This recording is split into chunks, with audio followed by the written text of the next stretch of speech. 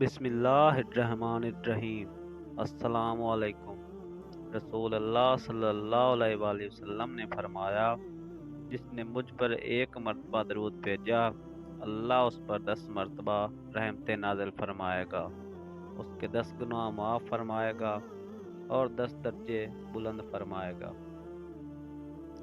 सबसे ज़्यादा बरकत वाला निकाह वो है जिसमें खर्च कम हो और सादगी हो। बेजायज़ अखराजात में पैसा उड़ाने से बेहतर है कि वही पैसा बचा कर अपनी बेटी को दे दो, दामाद को दे दो, मस्जिद में दरी बिछवा दो, किसी तालिबे इल्म का खर्चा बर्दाश्त कर लो, गर्ज अपने शेख से मशवरा करके सही मसरफ में लगा दो। दावत वलीमा जो मसनून है वो लड़के के लिए है जिसके घर बीवी आती है।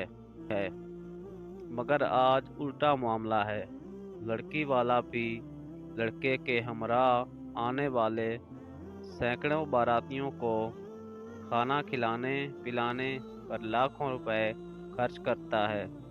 जिसकी 5 लड़कियां हैं वो 6 लाख का इंतज़ाम सोचता है और फिर उसकी वजह से चोरी करता है, डाका मारता है। और लड़के वालों पर भी इतनी बड़ी दावत वलीमा करना ज़रूरी नहीं कि शामियाने लगे, 10,000 आदमी आएं और लाखों रुपए खिलाने में खर्च हों। 5 आदमी से भी वलीमा हो सकता है।